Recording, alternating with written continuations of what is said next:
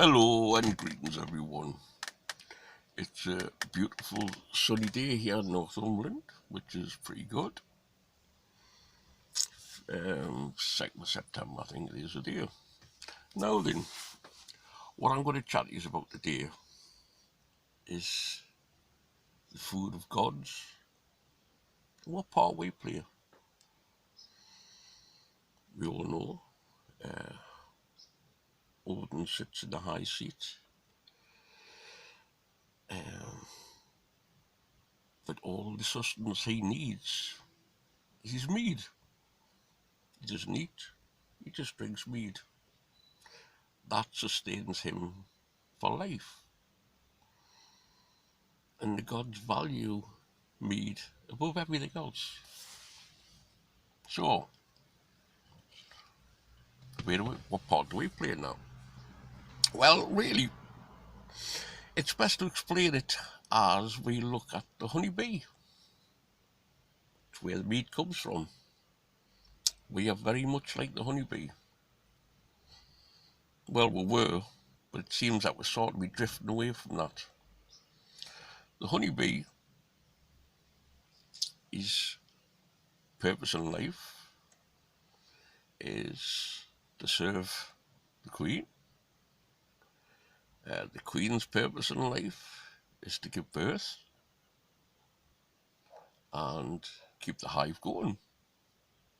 You have the worker bees that go out to look for nectar, to bring it back. That is eventually turned into honey, which turns into mead. Now these honey bees, all they strive for and believe in is protecting the nest, protecting the queen, protecting the future bees, and making sure that the mead's made by producing the honey. Because without the honey, there's no mead. So that's what a bee's life is. In a way, very much the same as those bees. Our objective in life is to make sure that our faith is kept, that the knowledge of our faith is kept, that the following of our faith is kept. We are producing with our rituals and our prayers, our gifts, our looking after nature. That's all us producing the honey. And that honey will go towards producing mead, which goes towards nourishing the gods. So we're nourishing the gods by our actions. Every time we do a ritual, every time we talk about the gods, every time we promote the gods, every time we go into nature and honour nature, we are producing this honey that feeds the gods. Now then, can you imagine if the honeybee stopped doing what it was supposed to do?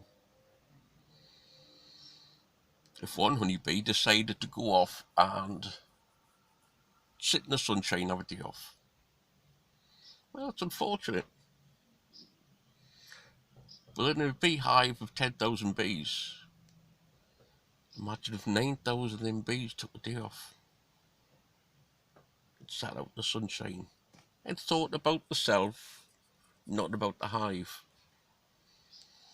The hive would be very vulnerable to attack, to disease. The queen wouldn't be able to produce the young that she's supposed to. A lot of the young would die because they've been neglected. All because these bees stopped doing what they were supposed to do, which is providing nectar to take back to make honey, to be turned into mead to nourish the gods. So that hive would die. Now the gods could intervene, but you've got to let nature take its course. Now we're the same. We're neglecting our hive at the minute.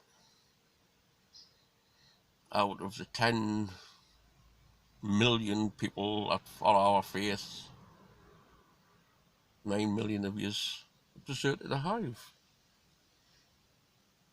You stop working for the gods and start working for yourself. You start playing your Xbox.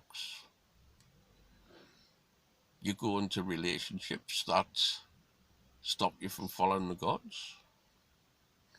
You discover drinking or going on holiday and instead of spend time honouring the gods, you spend time honouring yourself. Now, unless we start bringing these bees and our followers back into the faith, how are we going to keep the nest going? And if we can't keep the nest going and the nest thriving, how are we going to feed the gods? Now, people say, oh, the gods have deserted us. Gods haven't deserted us. It's just we've deserted them. We're not honouring them enough. Now, because we've given free will by the gods, they can't intervene. So it's up to people like us to try and promote the gods. Try to bring back people to the faith. Try to bring back people to think more of our hive, which is our community. To promote our hive, our community, our folk, to thrive. Now, over the past 1,000 years, our little beehive has become weaker and weaker. No so much more than over the last 100 years, when selfishness is taken away from the faith. Let's try and get that back. Now, as you all know, I'm promoting something in the real world called the Elders of the Nordic Compass. What we're about is providing the structure of the beehive. We are trying to rebuild what we used to have. We're not trying to poach anyone from any different groups. If you follow Asatru or Odism or just call yourself heathen, that's not important. What's important is the hive, the culture, the community. That's what's important. So when we say we're Clan of the Nordic Compass, we're not saying we don't belong to other groups. We're saying we're trying to promote in the real world, promote our hive, our community. And this is where everyone should be looking, instead of having your own little groups and having your own little clans, which I do. I'm a member of the Volgov clan. That's my clan. I'm also a member of the Odinist Fellowship, and the Elders of the Nordic Compass. Those three exist in the real world. All the other groups I belong to, the Odinist Brotherhood, which I run, as well as other groups, that's Facebook, that's knowledge. That helps bring attention to the beehive, to the community, to the clan. It doesn't nourish it. Exist in the real world. Learn in the real world. Honour the gods in the real world. That will produce the honey, to produce the mead, to please the gods. What more can we ask for? Once we start looking outside the hive and interfering in other things that don't affect us, like politics, business, other communities, wars in other countries, conflicts in other countries, religious conflicts in other countries, once we start interfering in that, we neglect our beehive, we neglect our folk, we neglect our faith. So come on, let's just concentrate on what we're about. Our folk, our faith, our future. Okay then, that's it for me from now. I will talk to you all later on. Hail to you.